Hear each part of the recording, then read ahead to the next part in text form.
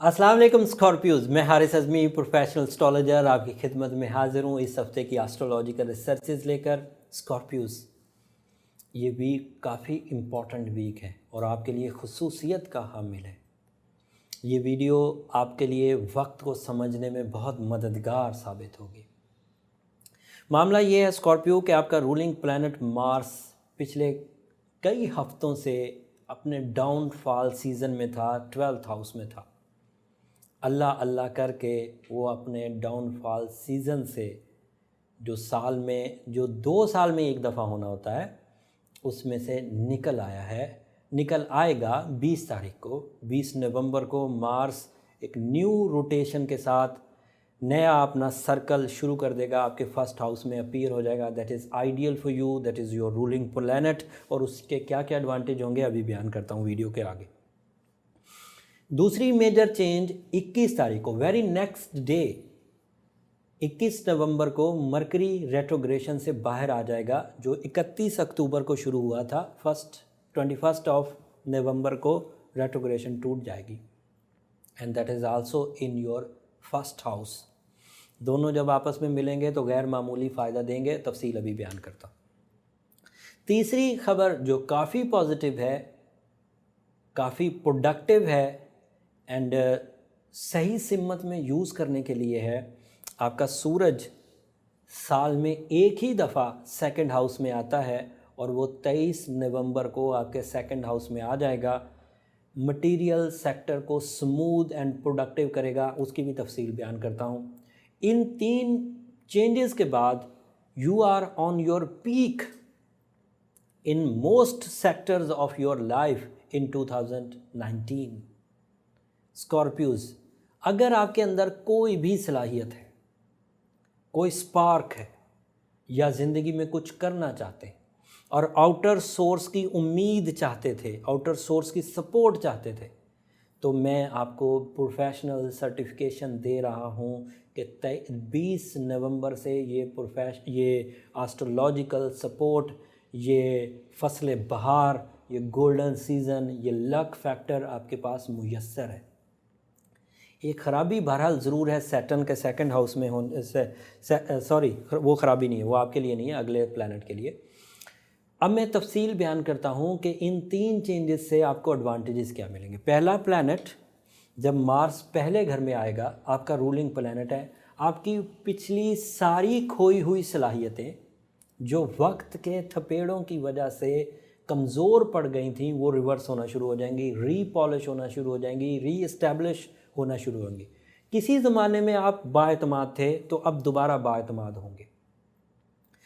अगर कुछ अर्सा पहले आप बहुत कम्युनिकेटिव, फेमस या स्ट्रॉन्ग थे in your courage, in your will and skills, तो इट इज़ एक्सपेक्टेड कि मार्स पहले घर में आके उन सारी चीज़ों को दोबारा इस्टेब्लिश कर देगा and you are again in life, you are again in your personality, you are again in your nature. और इन चीज़ों में जो दीगर स्टार्स, दीगर प्लैनेट्स आपको सपोर्ट करेंगे वो कुछ इस तरह से है। मरकरी जब आपके पहले घर में ताकतवर होगा डायरेक्ट होकर और मार्स के साथ मिलेगा तो नेचुरल एबिलिटीज़ मार्स की वजह से ताकतवर होंगी। आपके अंदर दर्जा बदर्जा हर ही चीज़ में दिमाग काम करेगा। अगर कोई स्कॉर्पियो स्टूडेंट है और अर्ली स्टूडेंट है, अभी प्राइमरी या मिडल या हाई क्लासेस में ही है, तो मरकरी और मार्स की ये सपोर्ट उसके माइंड को गैर मामूली शार्प करेगी और उस शार्पनेस से वो अपनी तालीमी सरगर्मियों को एक्स्ट्रा ऑर्डिनरी परफॉर्म करेंगे।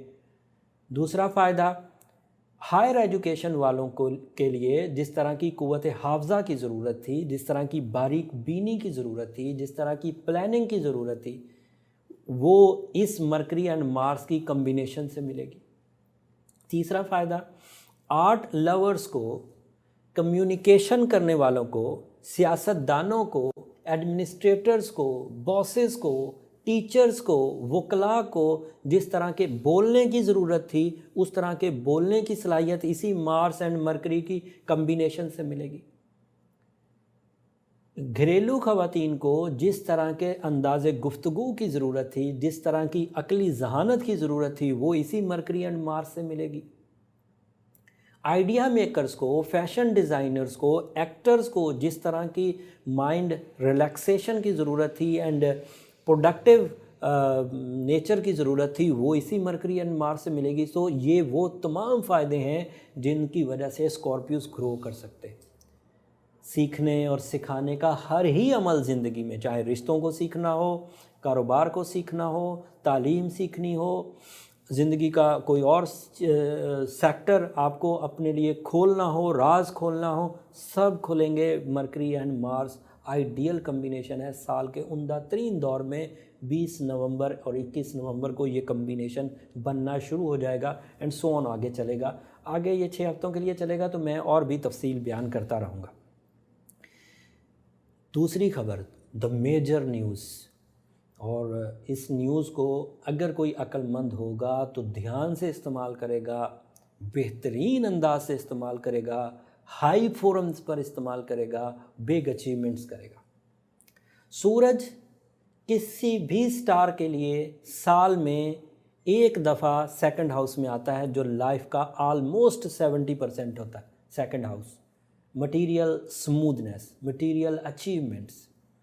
सेकंड हाउस में सूरज का आना गैर मामूली तकवीयत पैदा करता है रिज़्क रोज़ी के वसाइल में। एक से ज़्यादा सोर्स ऑफ इनकम अपनाने को दिल करता है और मौके मिलते। रिज़्क रोज़ी के वसाइल आसानी से मुनाफा देते हैं, इज़्ज़त देते हैं, इख्तियारात देते हैं। सूरज का ये दौर देते कैसे हैं ये नहीं पता, देता हर दफ़ा है। ये पिछले 16 साल से मैं रीड करता आ रहा हूँ। नए रास्ते दिखते हैं, जिस्म में हरारत पैदा होती है और काम करने को दिल करता है, उकताहट का ख़ात्मा होता है, इरादे मजबूत होते हैं। इब्तदाई मुश्किलात से घबरा कर जो काम छोड़ देने को दिल करता था, अब छोड़ेंगे नहीं, अब फाइटिंग स्पिरिट से आगे बढ़ेंगे और नुमायाँ पोजीशंस पर काम करते रहेंगे। जॉब का हसूल, स्पेशली मिलिट्री जॉब का हसूल, गवर्नमेंट जॉब्स का हसूल आसान हो जाएगा। जिस जगह काम करते हैं अगर वहाँ अक्सर ही प्रॉब्लम्स रहती थी तो रिज़ॉल्व होंगी। बॉसेस के साथ तल्लुकात उलझे हुए थे तो सेटल होंगे। नई जॉब के लिए कोशिश करना या इस जॉब में रहते हुए कोई दूसरी जॉब शुरू करना, दोनों पॉसिबिलिटीज़ में से इसी जॉब पर रहते हुए इंक्रीमेंट या प्रमोशन एक्सपेक्ट करना, दिस इज़ आल्सो पॉसिबल। ये सिर्फ अभी सूरज का सेकंड हाउस में होना बयान किया है स्कॉर्पियोस। अब कुछ और मज़े की खबरें सुनाता और इस खबर को आप अहमियत को खुद ही जान जाएंगे। जुपिटर भी आपके सेकंड हाउस में है Scorpios, and Jupiter is a planet of good luck. मैं फिर कहूँगा, पता नहीं गुड लक कैसे देता है, लेकिन जब भी सेकंड हाउस में आता है, पिछले 16 साल से मैं रीड करता आ रहा हूँ, सोर्स ऑफ इनकम डेवलपमेंट आती है। उससे जिन बुक्स को पढ़कर ये दलील दे रहा हूँ, उन बुक्स में भी लिखा हुआ है, 500 साल या उससे भी पुरानी बुक्स में यही लिखा हुआ है कि जुपिटर जब भी सेकंड हाउस में आएगा सोर्स ऑफ इनकम ग्रो करेगी। अब एक टेक्निकल न्यूज़ सुनिए और ये आपके लिए इस महीने को अहमियत वाला बना देगी। सूरज तो अगले साल भी सेकंड हाउस में आ जाएगा स्कॉर्पियोस, वो बड़ी बात है लेकिन इतनी बड़ी नहीं है। लेकिन जुपिटर अब अगले 12 साल सेकंड हाउस में नहीं आएगा, अगले 11 साल सेकंड हाउस में नहीं आएगा, 12वें साल फिर सेकंड हाउस में आएगा। तो दैट मीन्स जुपिटर एंड सन का कम्बिनेशन सेकंड हाउस में अगले 12 साल आपको नहीं मिलेगा। सन तो आता रहेगा 12 साल, हर साल सेकंड हाउस में आएगा, डेवलपमेंट्स देगा, लीडरशिप क्वालिटीज़ देगा, भूमि ब्लास्टी सोर्स ऑफ इनकम प्रोड्यूस करके देगा, सोर्स ऑफ इनकम इस्टेब्लिशमेंट होगी एंड हरारत पैदा होगी, इरादे मजबूत होंगे, पर्सनालिटी डेवलपमेंट आएगी, फ्लरिशिंग स्किल्स, नुमाया हैसियत, ये सब तो मिलेगी। लेकिन जुपिटर से जो लक फैक्टर को यूज़ होते हुए कामयाबियाँ मिलनी थी, वो अब 12 साल सेकेंड हाउस में जुपिटर नहीं आएगा। लिहाजा इस महीने को गनीमत जानिए।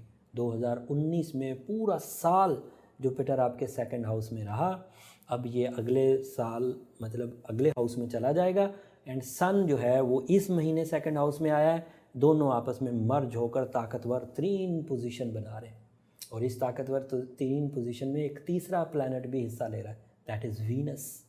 Venus is Lord of love and care, art ability, social connection, beauty loving nature, mind peace, husband and wife relations, new marriages, love sector का स्मूथ होना, ये सब वीनस है। तो सन, वीनस, जुपिटर तीनों ही एक हाउस में से ताकतवर, और मार्स अपने बैड पैच से निकलकर, आपका रूलिंग प्लैनेट अपने बैड पैच से निकलकर फर्स्ट हाउस में अपीयर होने से ताकतवर, मरकरी रेट्रोग्रेशन से निकलकर ताकतवर।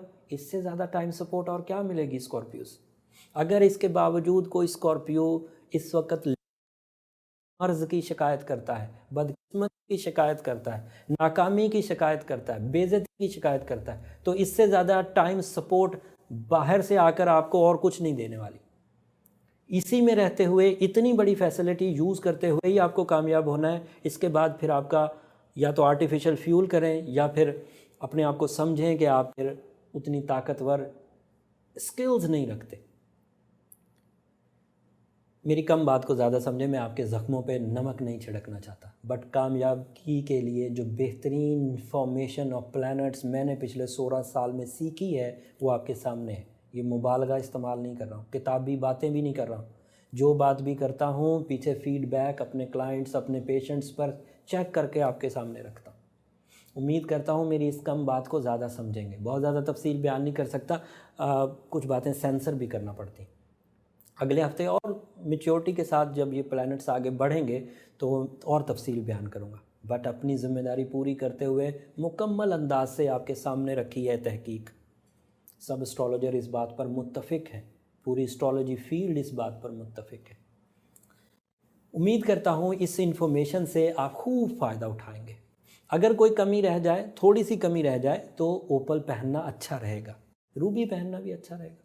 ओपल इज़ मोर इफेक्टिव। अगर वाटर ओपल हो, फायर ओपल हो, ऑस्ट्रेलियन या Ethiopian, but go with opal stone.